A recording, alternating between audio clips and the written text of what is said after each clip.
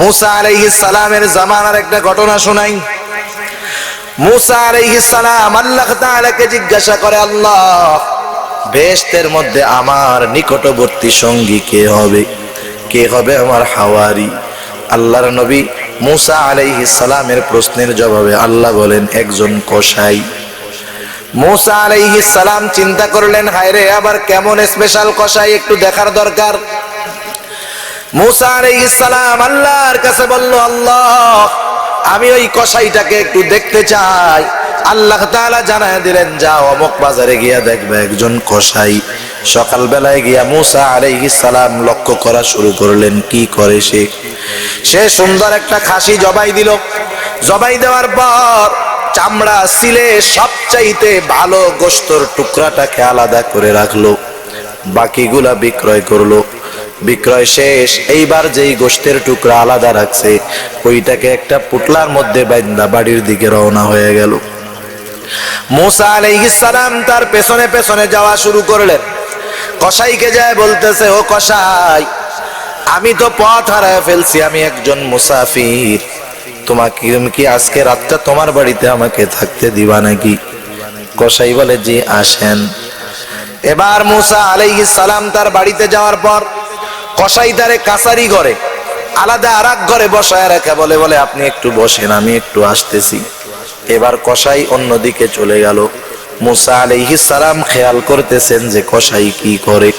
খেয়াল করলেন, কসাই বাড়িতে গিয়া গোশতগুলা টুকরা টুকরা কইরা সুন্দর মতো রান্না পাতিলার মধ্যে চড়ায়া দিল। রান্না চলতেছে, কসাই ঘরের মধ্যে ঢুকে গেল। একজন বৃদ্ধাকে কোলে করে নিয়া কসাই বাহিরে এসে সুন্দরভাবে পরিষ্কার পরিচ্ছন্ন করে গোসল করায়া নতুন কাপড় পরায়া আবার ঘরের মধ্যে নিয়ে গেল। ইতিমধ্যে রান্না প্রায় শেষ। রান্না শেষ, নিজের হাতে ওই মহিলাকে খাওয়ায়া দিল। খাওয়া দাওয়া শেষ। বৃদ্ধা মহিলা চড়তে পারে না, নড়তেও পারে না, পালকির মধ্যে দোলনার মধ্যে বসা। খাওয়া দাওয়া শেষ। এইবার ওই মহিলা সন্তানটাকে কাছে ডাকলো, ডাইকা কানের মধ্যে জানি কি বলল। মুসা আলাইহিস সালাম শুনতে পারলেন না। ওইবার কসাই ফিরে আসলো। মুসা আলাইহিস সালামের কাছে আইসা ওজর খাহি করতেছে যে, রাগ হইয়েন না, আমার বৃদ্ধ মা, আমি আমার মায়ের যাবতীয় হাজত পূরণ করলাম, খানা খাওয়াইলাম, এই জন্য আমার দেরি হইছে, কষ্ট নিয়েন না। মুসা আলাইহিস সালাম ব্যাপারটা তো বুঝতে পারছে, কি জন্য আমার সঙ্গী হবে। মুসা আলাইহিস সালাম এবার কসাইকে বলে, ও কসাই, আমি তো সব কিছু মোটামুটি দেখলাম, কিন্তু সর্বশেষ তোমার মা তোমার কানের মধ্যে জানি কি বললো তা তো শুনি নাই। এবার কসাই বলে, মুস্কি একটা হাসি দিয়া বলে, মা তো সব সময় সন্তানের জন্য বড়টা কামনা করে, ঠিক কিনা বলেন? সন্তানের জন্য সব সময় মা বেশি চায়, বড়টা চায়। মুস্কি হেসে দিয়ে কসাই বলে, মা আমার উপরে একটু সন্তুষ্ট, কারণ আমি আমার মায়ের খেদমত করতে গিয়া বিবাহ শাদী কিছুই করি নাই। আমার মা আমার খেদমতে খুশি হইয়া আমার জন্য প্রতিদিন দোয়া করে, শোনায়া শোনায়া। যেই দোয়াটা করে সেটা হলো, আমার মা দোয়া করে আল্লাহর কাছে, বলে, আল্লাহ, আমার এই সন্তানটা আমার খেদমত করেছে, আমি তার উপরে সন্তুষ্ট, আল্লাহ তুমি আমার এই সন্তানটাকে জান্নাতে মুসা নবীর সঙ্গী বানায়। ও তো চেনে না মুসা নবীকে। মুসা আলাইহিস সালাম বলে, হে যুবক, তোমার আর কোনো চিন্তা নাই, তোমার মায়ের দোয়া আল্লাহ রাব্বুল আলামিনের কাছে কবুল হয়ে গেছে। আমি হলাম জামানার নবী মুসা আলাইহিস সালাম। আল্লাহ রাব্বুল আলামিন বলেন, ইম্মা ইয়াবলুগান্না ইনদাকাল কিবার আহাদুহুমা আও কিলাহুমা, তোমার নিকটে যদি তোমার মা বাবা উভয়ে অথবা উভয়ের মধ্যে একজন বার্ধক্যে উপনীত হয়। আল্লাহ তাআলা প্রথমে সমানভাবে বলে দিলেন মা বাবার সাথে সদাচরণ করবা, বিশেষভাবে উল্লেখ করলেন বার্ধক্যকালের কথা। কেন? মুফাসসিরিনে কেরাম এই আয়াতের আলোকে বিস্তারিত বর্ণনার মধ্যে বলেন, কারণ মা বাবা যখন দৈহিকভাবে শক্তিশালী থাকে, অর্থনৈতিকভাবে স্বাবলম্বী থাকে, তার মানে তারা যখন সুস্থ থাকে, স্বাবলম্বী থাকে, তখন সন্তান ইচ্ছা করলেও অনেক সময় মা বাবার সাথে খারাপ আচরণ করতে পারে না। যেমন যেই সন্তান বেকার কিন্তু এই সন্তানের টাকা পয়সা দেয় বাবা, সন্তান যদি বাবার কোনো কথায় কষ্ট লাগে ওই সময় কিছু বলে না, এই চিন্তা করে যদি এখন বেশি বেয়াদবি করি হয়তো বাবা টাকা পয়সা দেওয়া কমায়া দিবে।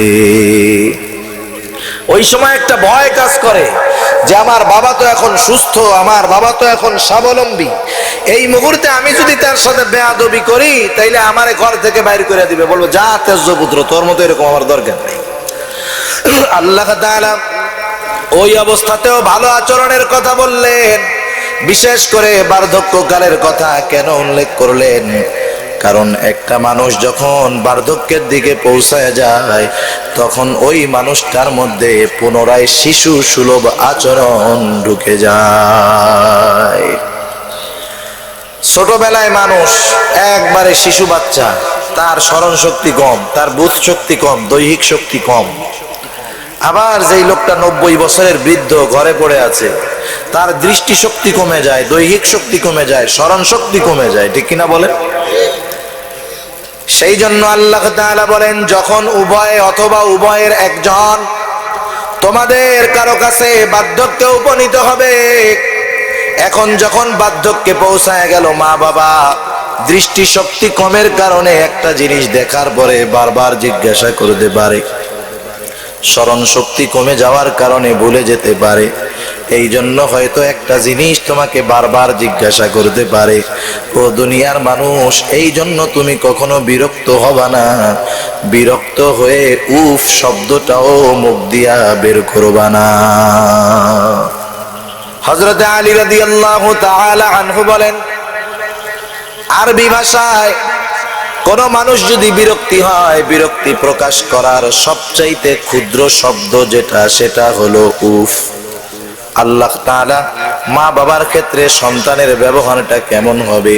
সে যদি একা একাও বিরক্ত হয়, মা বাবার সামনে না, মা বাবার অগোচরেও সে যদি বিরক্ত হয়, সে কখনো বিরক্তি প্রকাশক শব্দ উফটাও মুখ দিয়া উচ্চারণ করবে না। কেমন আদেশ আল্লাহ তাআলা! তাই বলতেছে, ও দুনিয়ার মানুষ, সাবধান সাবধান, মা বাবার এই আচরণে তুমি বিরক্ত হবা না, বিরক্তি প্রকাশ করবা না। শয়তান যতই ওয়াসওয়াসা দিক না কেন, মা বাবার প্রতি কখনো রাগ হবা না। কারণ আজকে হয়তো ওই বাবা তার স্মরণ শক্তি দুর্বলতার কারণে একটা বিষয়ের কথা বারবার জিজ্ঞাসা করে। অনেক সময় অনেক পরিবারে দেখেছি, মুরব্বী মানুষ, একজন আত্মীয় আসছে, তার পরিচিত, যখন চলে গেছে, চলে যাওয়ার পরে বারবার জিজ্ঞাসা করে, কে আসলো রে, কে আসলো রে, কে আসলো রে, জিজ্ঞেস করে না? একবার, দুইবার, তিনবার জবাব দেওয়ার পর অনেক পরিবারের মানুষ বিরক্ত হয়ে দমক লাগায় দেয়, বলে আরে আপনি চুপ করেন না। কিন্তু আমাকে আপনাকে মনে রাখতে হবে, আজকে হয়তো তারা বার্ধক্যে উপনীত হয়ে গেছে। সন্তান, তুমি আজকে যুবক, তোমার দৈহিক শক্তি ঠিক আছে, যৌবন শক্তি তোমার ঠিক আছে, স্মরণ শক্তি তোমার ঠিক আছে, তুমিও তো একদিন বৃদ্ধ হবা। তোমার বাবাও তো একদিন যুবক ছিল, তুমি তো শিশু ছিলা, 2 বছর 1.5 বছর বয়স। একটা জিনিসের কথা একবার দুইবার নয়, শত শতবারও যদি জিজ্ঞাসা করতা, তোমার মা তোমার বাবা বিরক্ত হতো না, বরং হাসি মুখে একই প্রশ্নের জবাব তারা 100 বার পর্যন্ত দিত। ছোট বাচ্চা যদি জিজ্ঞাসা করে, কেউ বিরক্ত হয়? কেউ বিরক্ত হয় না। এই আচরণগুলো আমাদের খেয়াল রাখার দরকার।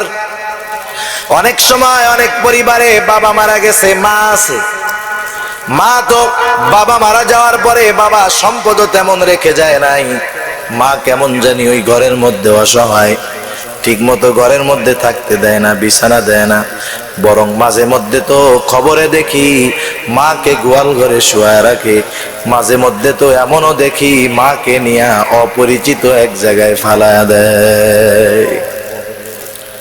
বেশ কয়েক বছর আগের একটা ঘটনা ঘটছে এরকম। ছেলে, 2টা ছেলেকে মা বিদেশে পাঠিয়েছে, বহুত পরিশ্রম করে মানুষের বাড়িতে কাজ করে ছেলে মেয়েদেরকে, ছেলে 2টাকে লেখাপড়া করাইলো। আমি জায়গার নাম আর ব্যক্তির নাম উল্লেখ করলাম না। দুইটা ছেলেকে বহুত কষ্ট করে ওই মা বিদেশে পাঠাইলো। বিদেশ থেকে সন্তানেরা টাকার মালিক বাড়িতে আসছে, সম্পদওয়ালা বিবাহ করছে, আধুনিক আল্ট্রা মডার্ন ঘরের মেয়ে। এইবার মায়ের ত্যাগ, মায়ের মহব্বত সন্তানেরা অর্থ আর স্ত্রীর চেহারা দেখে ভুলে গেল। স্ত্রীরা তো আধুনিক, তারা তো আর শাশুড়ির খেদমত করতে পারে না।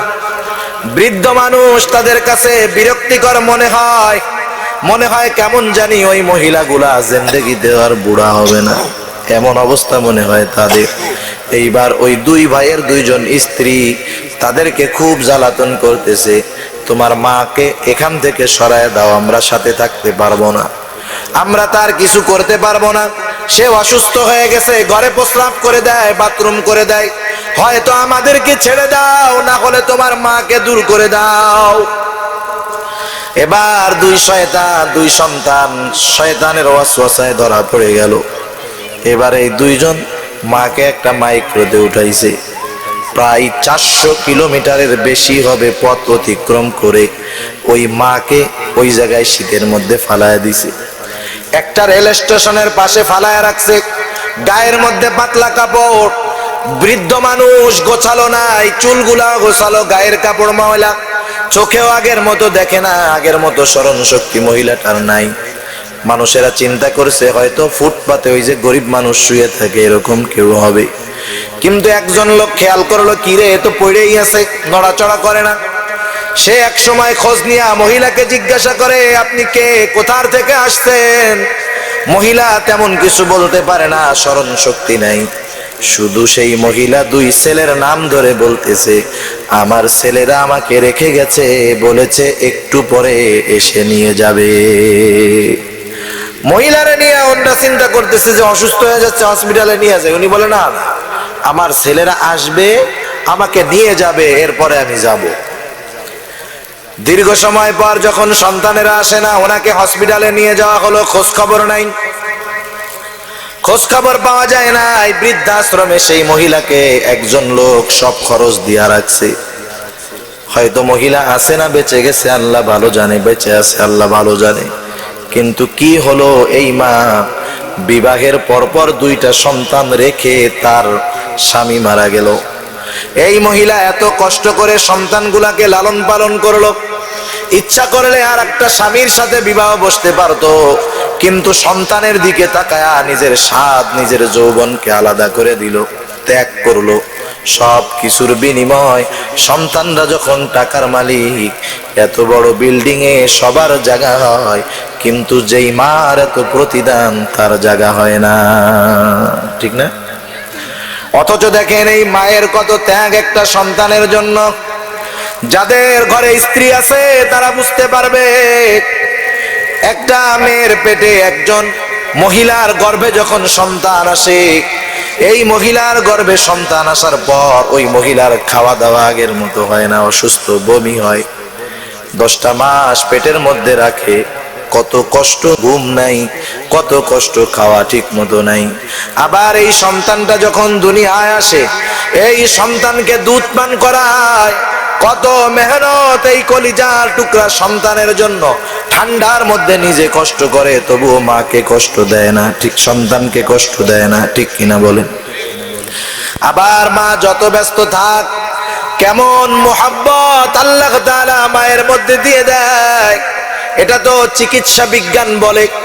একটা সন্তান, দুগ্ধপোষ্য সন্তান যদি 2-3 মাস বয়স যার, এর চাইতে শিশু সন্তান, ওর যখন দুধের ক্ষুধা লেগে যায়, মা যদি 1 মাইল দূরেও থাকে, ওই মা অনুভব করতে পারে যে আমার সন্তানের ক্ষুধা লেগে গেছে। কারণ কি হয় এটা? কারণ ছোট বাচ্চা এক জায়গায় আছে, ও কথা বলতে পারে না, ওর ভাষা তো শুধু কান্না, কান্না ছাড়া আর কোনো ভাষা নাই। এখন এই সন্তান খাবার চাইবে কেমনে? মেডিকেল সায়েন্স আজীব এক তথ্য দেয় যে সন্তানের সাথে মায়ের আন্তরিক কানেকশনটা এরকম, যখন সন্তানের ক্ষুধা লাগে, সন্তান যদি অনেক দূরেও থাকে, মায়ের স্তনের মধ্যে এক ধরনের অনুভূতি আসে, মা বুঝতে পারে আমার সন্তানের খিদা লাগছে। সুবহানাল্লাহ। মায়ের সাথে কেমন কানেকশন সন্তানের, এই মা দুধ পান করায়, কত ত্যাগ রাসূলুল্লাহ সাল্লাল্লাহু আলাইহি ওয়াসাল্লাম জানায় দেন। দুনিয়ার কোন মানুষ তার এই মায়ের দুধের ঋণ শোধ করতে পারবে না। আপনার স্ত্রীর দিকে আপনি নজর দিলে বুঝবেন, আপনার সন্তানকে আপনি কেমন মোহাব্বত করেন এর দ্বারা আপনি বুঝবেন আপনার মা বাবা ওই রকম মোহাব্বত আপনাকে করত। কিন্তু আফসোস, ওই মা বাবা আজকে বৃদ্ধ হয়ে যাওয়ার কারণে তাদের সাথে আমরা খারাপ আচরণ করি, অসৎ আচরণ করি, খারাপ ব্যবহার করি। কিন্তু আল্লাহ তাআলা কি বলেন দেখেন, আল্লাহ বলেন ওয়া ইন জাহাদাকা আলা আন তুশরিকা বিমা লাইসা লাকা বিহি ইলম ফালা তুতি'হুমা ওয়া সাহিবহুমা ফিদ দুনিয়া মা'রুফা।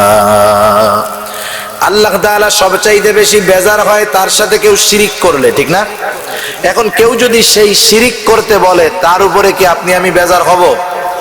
বেজার হব না? কেউ যদি আপনারে শিরিক করতে বলে যে আল্লাহর সাথে শিরিক কর, মূর্তি পূজা কর, মাজার পূজা কর, দরগা পূজা কর, আপনি কি তার উপরে খুশি হবেন নাকি? বরং যে যেই কাজের আদেশ করে তার আদেশে যারা ওই অপরাধ করবে ওই অপরাধের সব গোনা ওই একজনের জন্য হবে। তার মানে যে করে তার চাইতে আদেশ করে নেওয়ালা আরো বেশি খারাপ, ঠিক কিনা বলেন? আল্লাহ রাব্বুল আলামিন এবার বলেন, শুনে নাও, তোমার মা বাবা যদি তাদের অজ্ঞতার কারণে ওয়া ইন জাহাদাকা আলা আন তুশরিকা বিমা লাইসা লাকা বিহি ইলম, তোমার মা বাবা যদি তাদের অজ্ঞতার কারণে আমি আল্লাহর সাথে শিরিক করার জন্য জোর জবরদস্তি করে, এই মুহূর্তে তুমি কি করবা? কারণ শিরিক তো সবচাইতে বড় জুলুম। ও দুনিয়ার মানুষ, কি করবা? আল্লাহ তাআলা এক নম্বরে বলেন ফালা তুতি'হুমা, মা বাবা যখন এই আদেশ করবে মা বাবার এই আদেশের আনুগত্য করবা না। কারণ দুনিয়ার কোন মাখলুকের এমন আদেশের আনুগত্য করা জায়েজ নাই যেটাতে আল্লাহ বেজার হয়, আল্লাহর নাফরমানি হয়। নবী আমার বলেন লা তাআতা লিমাখলুকিন ফি মাসিয়াতিল খালিক, খালেকের নাফরমানি করে মাখলুকের আনুগত্য করা যাবে না। এই জন্য দুনিয়ার যত বড় নেতা হোক, যত বড় প্রভাবশালী হোক, এমন বিষয়ের আদেশ যদি করে যাতে আল্লাহ বেজার হয়, জীবন দিয়ে দিতে হবে, তবু ওই নেতার আদেশ মানা যাবে না। দ্বিতীয়ত কি করবা? মা বাবা শিরিক করতে কেন বলল? ধমক দিবা, রাগ হবা? আল্লাহ বলেন না না, যত তুমি রাগ হও না কেন সাবধান, দুনিয়ার মধ্যে তুমি ওই মা বাবার সাথে খারাপ আচরণ করতে পারবা না। বরং কি করবা? ওয়াসাহিবহুমা ফিদ দুনিয়া মা'রুফা, ওই মা বাবার সাথেও দুনিয়ার মধ্যে সদাচরণ করতে হবে। সুবহানাল্লাহ বলেন। চিন্তা করেন, মা বাবা যদি অজ্ঞতার কারণে আল্লাহর সাথে শিরিকও করতে বলে, মা বাবার উপরে ধমক দেওয়া যাবে? যাবে না। কিন্তু আমাদের সমাজে আমাদের ভাইয়েরা কোন কারণে মা বাবাকে ধমক দেয়? কিছু মানুষ তো মোবাইল কিনে দেওয়ার জন্য ধমক দেয়, ঠিক কিনা বলেন? আবার আমাদের দেশে একটা দুইটা নয়, খোঁজ নিলে মনে হয় শত শত ঘটনা পাওয়া যাবে। কেউ মোবাইলের জন্য, কেউ মোটর সাইকেলের জন্য বাবাকে হত্যা করে ফেলছে, মাকে হত্যা করে ফেলছে। একবার একটা ছেলে তার বাবাকে হত্যা করে ফেলছে, প্রথম বাবারে মেরে ফেলছে, কেউ জানে না কেমনে মারা হয়েছে। এবার তদন্তের স্বার্থে খুঁজতে খুঁজতে এক সময় জানা গেল এই লোকের ছেলে তার বাবারে হত্যা করছে। এক বাবার এক সন্তান, টাকা পয়সার অভাব নাই, একবারে অভাব নাই, কেন হত্যা করলো? তদন্ত রিমান্ডে খবর পাওয়া গেল ছেলেটা বলতেছে আমার বাবার যদিও অনেক টাকা, কিন্তু আমার বাবা শুধু কৃপণতা করতো। আমার বন্ধুদের মোটর সাইকেল আছে, আমার কোনো মোটর সাইকেল নেই। আমি আমার বাবাকে বারবার বলেছি আব্বা টাকা পয়সার তো অভাব নাই, আমি আপনার একমাত্র সন্তান, আমার একটা হোন্ডা কিনে দেন। আমার বাবা আমাকে মোটর সাইকেল কিনে দেয় নাই। বলেন তো, যখন কোনো বাবার একটা মাত্র সন্তান অভাব নাই, টাকা পয়সার কোনো সমস্যাও নাই। ওই বাবা তো কৃপণতা করে হোন্ডা কিনে দেয় নাই, ওই বাবা চিন্তা করছে ছেলেকে কিনে দেই যদি হোন্ডা, সাথে সাথে যাবে ওর জানটা, ঠিক না? বাপ চিন্তা করছে R15 কিনবে, এখান থেকে টান দিয়া সিলেট রোডে যাবে, ও সিলেট পৌঁছানোর আগে ওর লাশ টুকরো টুকরো হয়ে যাবে এক অ্যাক্সিডেন্টে। ছেলের ব্যাপারে তো বাপ খুব ভালো জানে, এই জন্য বাবা কিনে দেয় নাই মূলত। তাহলে এবার কি হলো? বলে বাবাকে বারবার বলার পরেও কিনে দেয় না। বন্ধু বান্ধব আমাকে উস্কানি দেয়, এ বেটা তুই তোর এক বাবার এক সন্তান, তোর বাবা কেন এমন কার্পণ্যতা করে? তোর বাপ বাইসা থাকতে তুই জীবনে হোন্ডা কিনতে পারবি না। এইবার ওরে শয়তানে তো দিছে ধোঁকা। এবারও বলে আমি চিন্তা করলাম এখন তো যৌবন, এখন তো তারুণ্য, এখন যদি হোন্ডা না পাই বুড়ো বয়সে দিয়া কি করব? বাবা বেঁচে থাকলে হোন্ডা পাবো না, বাবা মারা গেলে সব সম্পদের মালিক আমি হব। এখন আমার দোয়া তো আল্লাহ কবুল করবে না যে আল্লাহ বাপরে মারো মারো, কাজটা আমি চিন্তা করলাম শেষ করে দিই। এবার আমি আমার বাবাকে হত্যা করলাম। হত্যা করার কারণ হলো আমি জানি বাবা মারা যাওয়ার পরে তার সম্পদ দিয়ে আমার ইচ্ছা মিটাতে পারি। চিন্তা করছেননি এখনকার জামানার সন্তান কেমন হোন্ডার জন্য বাবাকে হত্যা করে। আবার মাঝে মধ্যে অনেক জায়গায় দেখি নেশার টাকার জন্য বটি দিয়া মারে জবাই করে ফেলছে, নেশার টাকার জন্য বাবাকে গলায় ছুরি চালায়া দিয়েছে। আরেকটা ঘটনা আমার তো জানা, মাদারীপুর একজন মহিলা তার স্বামী নাই, সন্তানগুলাকে খুব ভালোভাবে মানুষ করছে। সন্তান আইসা মার কাছে বলতেছে মা আমার একটা হোন্ডা কিনে দাও। একটা সন্তান, স্বামী দুনিয়ায় নাই, মা চিন্তা করে হোন্ডা কিনলে কি হবে। এবার ছেলেটারে মা হোন্ডা ঠিকই কিনে দিছে, কিন্তু মধ্যে ঘটনা আছে। হোন্ডা কিনে দেওয়ার পর বন্ধুদের আড্ডা, এখানে যায় সেখানে যায়, পড়াশোনা বাদ। একদিন ইয়াবা সহ পুলিশের হাতে ধরা খাইছে। পুলিশের হাতে ধরা খাওয়ার পর মহিলারে খোঁজ দেওয়া হয়েছে, মহিলা মেয়র অফিসে চাকরি করে। ছেলে ধরা খাইছে, এক সন্তান, মার কি মাথা ঠিক আছে নাকি? যদিও সন্তান খারাপ, কিন্তু দুনিয়ার সবচাইতে খারাপ মানুষটাও তার মায়ের কাছে ভালো, ঠিক কিনা বলেন? এবার ওই মা মেয়র সাহেবের কাছে চলে গেল, যা বলে স্যার আমার ছেলেটাকে ইয়াবার কারণে আটক করছে, আমার একটু সুপারিশ করে দেন, আপনি বললে পুলিশ ছেড়ে দিবে। মেয়র সাহেব খুব ভালো মানুষ, বলে ছেলে পড়ে ক্লাস 9-এ, আপনি কেন মোটরসাইকেল কিনে দিলেন? বন্ধু বান্ধবের আড্ডায় গিয়ে তো এরকম খারাপ হইছে। বলে স্যার আমি তো বুঝি কেন কিনে দিয়েছি, কিনতে আমি বাধ্য হয়েছি। মেয়র সাহেব বলতেছেন বারবার আমি তাকে তিরস্কার করলাম, কেন কিনে দিলেন? আপনি একজন শিক্ষিত মহিলা। এইবার ওই মহিলা তার গলা উঁচু করে দেখায় আর বলে স্যার আমি যখন হোন্ডার টাকা দেই নাই, খুর দিয়ে আমার গলায় পোষ মেরে দিয়েছে। এই যে তার দাগ, কিনতে বাধ্য হইছে। আছে না এমন সোনার সন্তান? আছে না? সব জায়গায় কম বেশি আছে। অথচ দেখেন মা বাবা যদি শিরিক করার আদেশ করে তাদের সাথে খারাপ আচরণ করা যাবে না। মা বাবা যদি মুশরিক হয় খারাপ আচরণ করা যাবে না। হযরতে আসমা রাদিয়াল্লাহু তাআলা আনহা রাসূলুল্লাহ সাল্লাল্লাহু আলাইহি ওয়াসাল্লামের কাছে আসলেন, বলেন ইয়া রাসূলুল্লাহ আমার মা একজন মুশরিকা মহিলা, তিনি তো আপনাকে ঘৃণা করেন, তিনি মাঝে মধ্যে আমার কাছে আসেন, তিনি যদি আমার কাছে আসেন আমি কেমন আচরণ করব? নবীজি বলেন তোমার মা যদি তোমার কাছে আসে তুমি তার সাথে সদাচরণ করবা, ভালো ব্যবহার করবা। রাসূলুল্লাহ সাল্লাল্লাহু আলাইহি ওয়াসাল্লাম একদিন মসজিদের মেম্বারে খুতবা দেওয়ার জন্য উঠবেন। এটা তো প্রসিদ্ধ হাদিস, ঐতিহাসিক হাদিস। আল্লাহর নবী 3টা সিঁড়ির 3টা ধাপ অতিক্রম করলেন, 3বার বললেন আমিন। সাহাবারা নামাজের পরে জানতে চাইল ইয়া রাসূলুল্লাহ এইভাবে আমিন বলার কারণ কি? নবীজি আমার বলেন আমি যখন মেম্বারে আরোহণ করতেছিলাম আমার কাছে জিবরাইল আমিন আসলো, 3টা দোয়া করেছে, আমি আমিন বলেছি। এর মধ্যে একটি দোয়া হলো যেই সন্তান তার মা বাবা উভয়কে অথবা একজনকে বার্ধক্য অবস্থায় পেল, কিন্তু তাদের খেদমত করার মাধ্যমে জান্নাত উপার্জন করতে পারলো না, সে ধ্বংস হয়ে যাক। আমি বলেছি আমিন। দোয়া কবুল হয়েছে কোনো সন্দেহ আছে? সন্দেহ আছে কোনো? এক সাহাবী আয়েশা বলতেছে, ইয়া রাসূলুল্লাহ, আমার মা বাবা আমার জন্য কেমন? নবীজি বলেন, হুমা জান্নাতুকা ওয়া নারুক, ওই মা হয়তো তোমার জন্য জান্নাত, না হয় তোমার জন্য জাহান্নাম। কেমন অগ্রাধিকার আল্লাহ তাআলা দিয়েছেন! মা বাবার হক তো আল্লাহ তাআলা রাখছেন, নির্ধারণ করে দিয়েছেন, এর মধ্যে আবার মহিলাদেরকে প্রাধান্য দিয়ে দিয়েছে। সুবহানাল্লাহ। ইসলাম বিদ্বেষীরা বলতে চায় ইসলাম নারীকে অধিকার দেয় নাই। ইসলাম নারীকে যেই অধিকার দিয়েছে, গোটা দুনিয়ার সমাজ ব্যবস্থা তার অর্ধেকও দিতে পারে নাই। ইসলাম নারীকে মাতৃত্বের মর্যাদা দিয়েছে, এর চাইতে বড় অবদান আর কি হতে পারে? ঠিক কিনা বলেন? এক সাহাবী আয়েশা বলতেছে, ইয়া রাসূলুল্লাহ, আমার উপরে কার হক?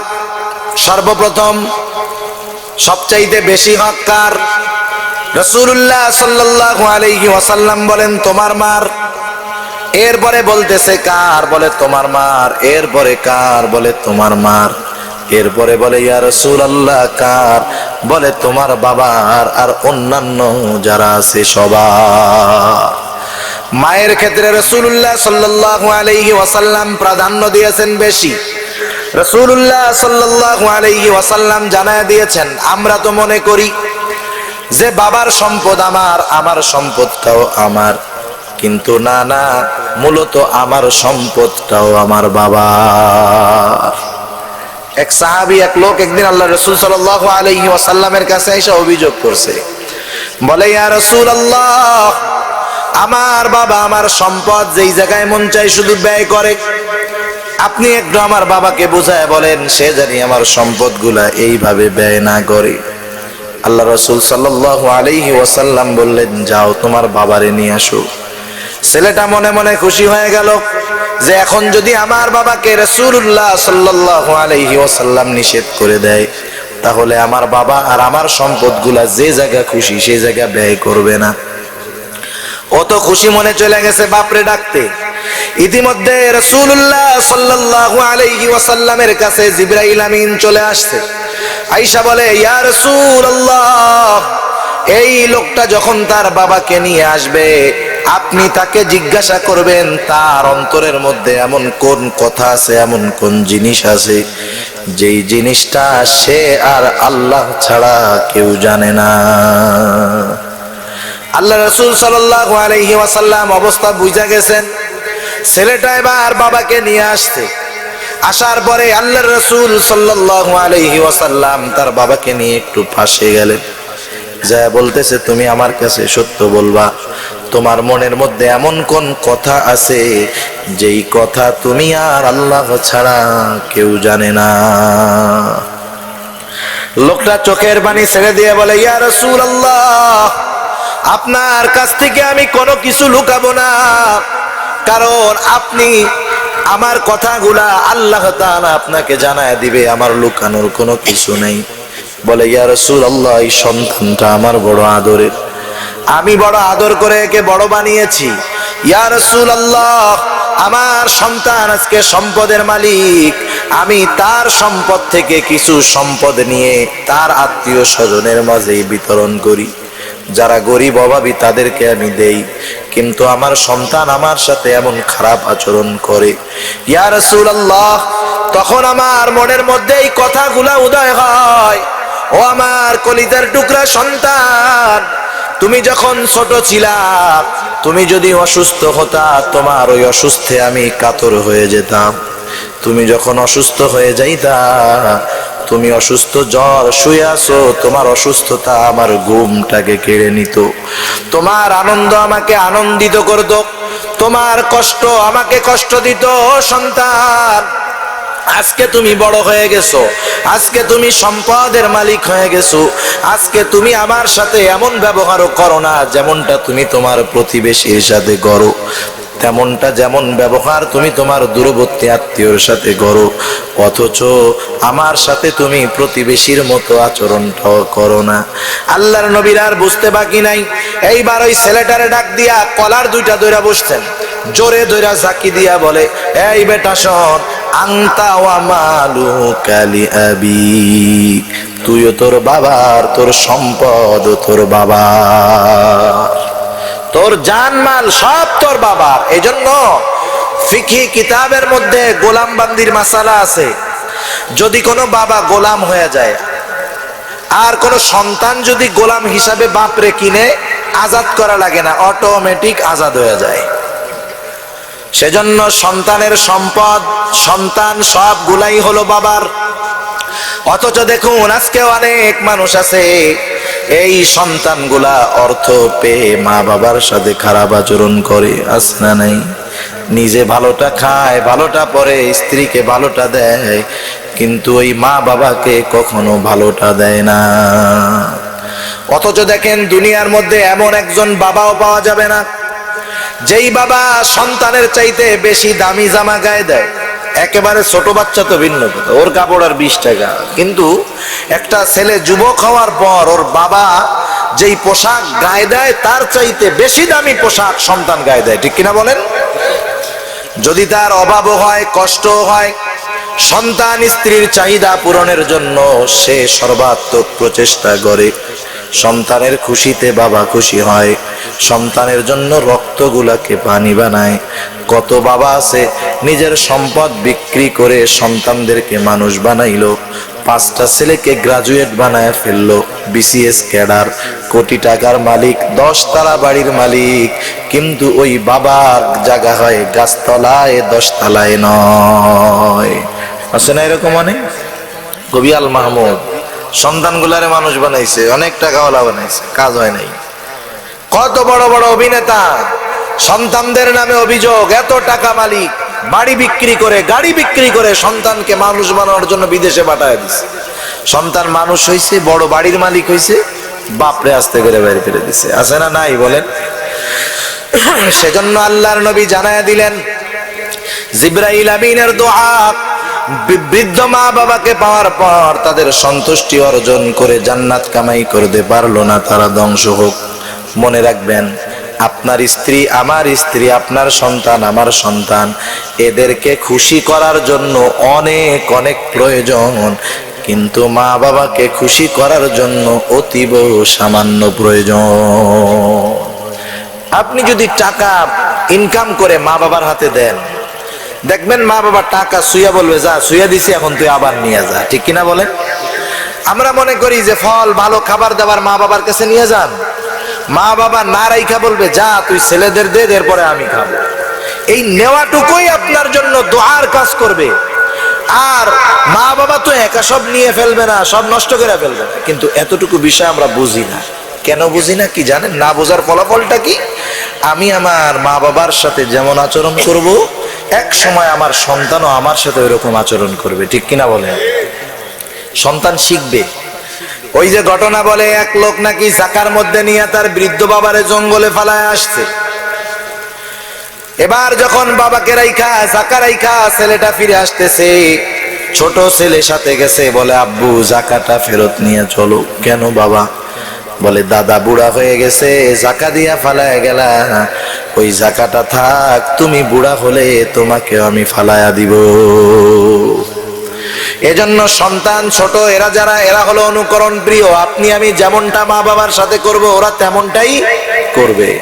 সেজন্য কখনো মা বাবার সাথে খারাপ আচরণ করব না, এমন আচরণ করব না, এমন ব্যবহার করব না। শুধু তাই নয়, তাদের আচরণে বিরক্ত হয়ে উফ শব্দটা পর্যন্ত বলবো না। আল্লাহ তাআলা বলেন, ফালা তাকুল্লাহুমা উফফিন ওয়ালা তানহারহুমা ওয়া কুল্লাহুমা কওলান কারীমা। অনেকে আছে ধমক দেয় মা বাপরে, দেয় কি দেয় না? ধমক দেয়। আমার চেয়ে বেশি বোঝো, আমি যেটা বুঝি তুমি সেটা বুঝবা, বুড়া মানুষ, আদিকালের মানুষ, কি বোঝো তুমি এইগুলা? ধমক দেয় কি দেয় না? যতই বিরক্ত হোক, আল্লাহ তাআলা বলেন, ওয়ালা তানহারহুমা, ধমক দিবা না, ধমকের সুরে কথা বলবা না। কেমন ভাবে কথা বলবা? তাদের সাথে নরম স্বরে, সম্মানের সাথে, সুন্দরভাবে তাদের সাথে কথা বলবা। আর তোমার আচরণটা তাদের ব্যাপারে কেমন নমনীয় হবে? আল্লাহ বলেন ওয়াখফিদ লাহুমা জানাহাদ যুল্লি মিনার রাহমাহ, তুমি তাদের জন্য তোমার রহমতের বাহুকে প্রসারিত করে দিবা। রহমতের স্থান হলো অন্তর। কোন জায়গায়? অন্তর। কিছু জিনিস প্রদর্শন করা যায়, দেখানো যায়, দেখানোর কথা আল্লাহ বলেন নাই, অন্তর থেকে মুহাব্বতের কথা আল্লাহ তাআলা বলছেন। কারণ দুনিয়ার মধ্যে মা বাবাই সন্তানকে অন্তর থেকে মহব্বত করে। অনেকে যুবক বোঝে না তো, নতুন নতুন বিবাহ করছে, বিবাহ করার পর যখন শ্বশুর বাড়ি যায়, শাশুড়ির কি আদর, কি খাওন, কি মোহাব্বত, 14-15 বার তসবি টেনে টেনে 100 বার আব্বা আব্বা ডাকে, তাই না? ছেলে চিন্তা করে, হায় রে, আমার মা তো 50 বছর হয়ে গেছে, ওনার বয়স, আমার বয়স 30 বছর, এখন পর্যন্ত 100 বারও মনে হয় আমার আব্বা ডাকে নাই। আমার শাশুড়ি কি আব্বা ডাকা ডাকে। তখন মনে হয় শাশুড়ি ভালো বেশি বাসে।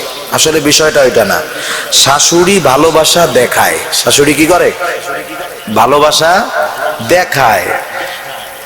মনে যতটুকু ভালোবাসা তার চাইতে বেশি দেখায়, কারণ এই দেখানোর মধ্যে স্বার্থ আছে, ঠিক কিনা?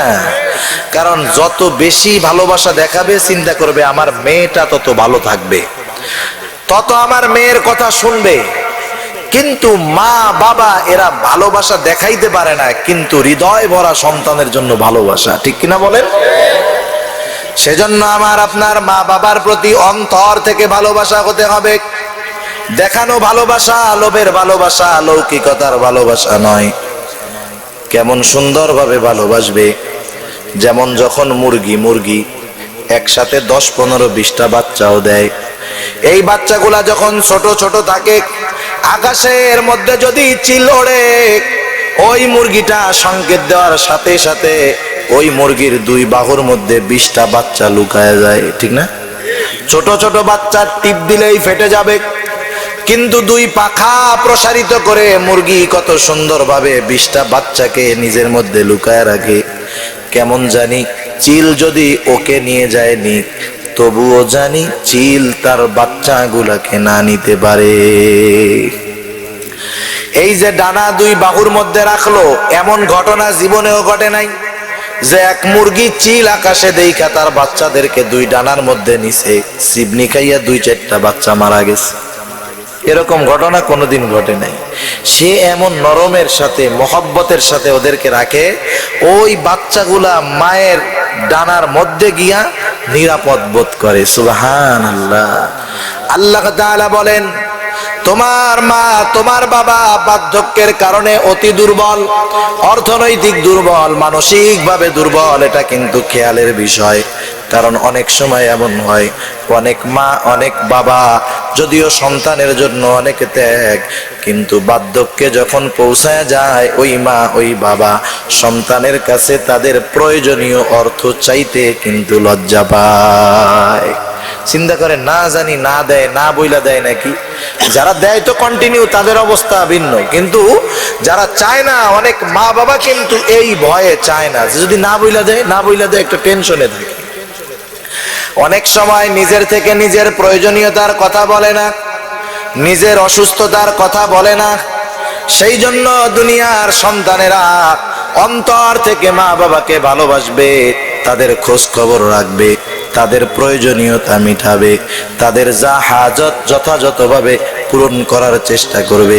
এটা দেখানোর জন্য নয়, বরং মা বাবার এই খেদমত হবে অন্তর থেকে। কারণ মা বাবার খেদমত এটা দুনিয়ার মানুষের জন্য সফলতা। অর্থের সমৃদ্ধি চাও, হায়াতের মধ্যে বরকত চাও, বুজুর্গানে দিন বলে তোমার মা বাবার খেদমত বেশি বেশি করো। তোমার স্ত্রী সন্তান যখন তোমার বিপদে ঘুমায় থাকে, মা বাবা আল্লাহকে ডাকে, ঠিক কিনা বলেন?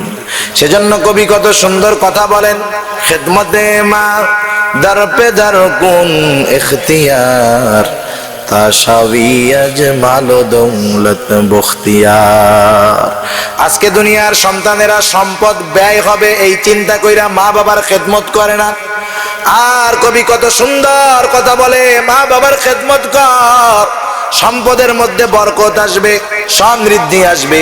আর যদি মা বাবার নাফরমানি করো, রাসূলুল্লাহ সাল্লাল্লাহু আলাইহি ওয়াসাল্লাম জানায় দেন আল্লাহ তাআলা প্রতিটা পাপের শাস্তি দেওয়ার ব্যাপারে বিলম্ব করেন। মৃত্যুর পরে তার শাস্তি হবে, চূড়ান্ত শাস্তি হবে কিয়ামতে। কিন্তু কোন ব্যক্তি যদি মা বাবাকে কষ্ট দেয়, মা বাবার নাফরমানি করে, তার শাস্তি দুনিয়ায় থাকতেই শুরু হয়ে যায়। সেজন্য মা বাবার খেদমত করা যাবে না।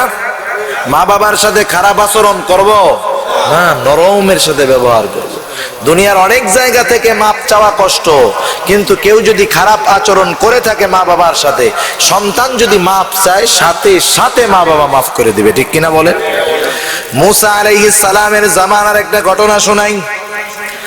মুসা আলাইহিস সালাম আল্লাহ তাআলাকে জিজ্ঞাসা করে, আল্লাহ, বেহেশতের মধ্যে আমার নিকটবর্তী সঙ্গী কে হবে?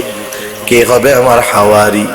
আল্লাহর নবী মুসা আলাইহিস সালামের প্রশ্নের জবাবে আল্লাহ বলেন, একজন কসাই। মুসা আলাইহিস সালাম চিন্তা করলেন, হায় রে, আবার কেমন স্পেশাল কসাই, একটু দেখার দরকার। মুসা আলাইহিস সালাম আল্লাহর কাছে বলল, আল্লাহ, আমি ওই কসাইটাকে একটু দেখতে চাই। আল্লাহ তাআলা জানায় দিলেন, যাও অমুক বাজারে গিয়া দেখবে একজন কসাই। সকালবেলায় গিয়া মুসা আলাইহিস সালাম লক্ষ্য করা শুরু করলেন, কি করে সে সুন্দর একটা খাসি জবাই দিল। জবাই দেওয়ার পর চামড়া সিলে সবচাইতে ভালো গোশতের টুকরাটাকে আলাদা করে রাখলো, বাকিগুলা বিক্রয় করলো। বিক্রয় শেষ, এইবার যেই গোশতের টুকরা আলাদা রাখছে ওইটাকে একটা পুটলার মধ্যে বাঁধা বাড়ির দিকে রওনা হয়ে গেল। মুসা আলাইহিস সালাম তার পেছনে পেছনে যাওয়া শুরু করলেন। কসাইকে যায় বলতেছে, ও কসাই, আমি তো পথ হারায় ফেলছি, আমি একজন মুসাফির, তোমাকে কি আজকে রাতটা তোমার বাড়িতে আমাকে থাকতে দিবা নাকি?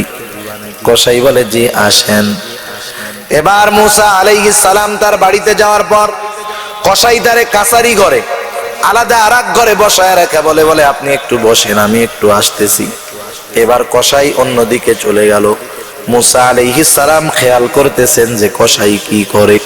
খেয়াল করলেন, কসাই বাড়িতে গিয়া গোশতগুলা টুকরা টুকরা কইরা সুন্দর মতো রান্না পাতিলার মধ্যে চড়ায়া দিল। রান্না চলতেছে, কসাই ঘরের মধ্যে ঢুকে গেল। একজন বৃদ্ধাকে কোলে করে নিয়া কসাই বাহিরে এসে সুন্দরভাবে পরিষ্কার পরিচ্ছন্ন করে গোসল করায়া নতুন কাপড় পরায়া আবার ঘরের মধ্যে নিয়ে গেল। ইতিমধ্যে রান্না প্রায় শেষ। রান্না শেষ, নিজের হাতে ওই মহিলাকে খাওয়ায়া দিল। খাওয়া দাওয়া শেষ, বৃদ্ধা মহিলা চড়তে পারে না, নড়তেও পারে না, পালকির মধ্যে দোলনার মধ্যে বসা। খাওয়া দাওয়া শেষ, এইবার ওই মহিলা সন্তানটাকে কাছে ডাকলো, ডাইকা কানের মধ্যে জানি কি বলল। মুসা আলাইহিস সালাম শুনতে পারলেন না। ওইবার কসাই ফিরে আসলো। মুসা আলাইহিস সালামের কাছে আইসা ওজর খাহি করতেছে যে, রাগ হইয়েন না, আমার বৃদ্ধ মা, আমি আমার মায়ের যাবতীয় হাজত পূরণ করলাম, খানা খাওয়াইলাম, এই জন্য আমার দেরি হইছে, কষ্ট নিয়েন না। মুসা আলাইহিস সালাম ব্যাপারটা তো বুঝতে পারছে কি জন্য আমার সঙ্গী হবে। মুসা আলাইহিস সালাম এবার কসাইকে বলে, ও কসাই, আমি তো সব কিছু মোটামুটি দেখলাম, কিন্তু সর্বশেষ তোমার মা তোমার কানের মধ্যে জানি কি বললো তা তো শুনি নাই। এবার কসাই বলে, মুস্কি একটা হাসি দিয়া বলে, মা তো সব সময় সন্তানের জন্য বড়টা কামনা করে। ঠিক কিনা বলেন? সন্তানের জন্য সব সময় মা বেশি চায়, বড়টা চায়। মুস্কি হেসে দিয়ে কসাই বলে, মা আমার উপরে একটু সন্তুষ্ট, কারণ আমি আমার মায়ের খেদমত করতে গিয়া বিবাহ শাদী কিছুই করি নাই। আমার মা আমার খেদমতে খুশি হইয়া আমার জন্য প্রতিদিন দোয়া করে, শোনায় শোনায়।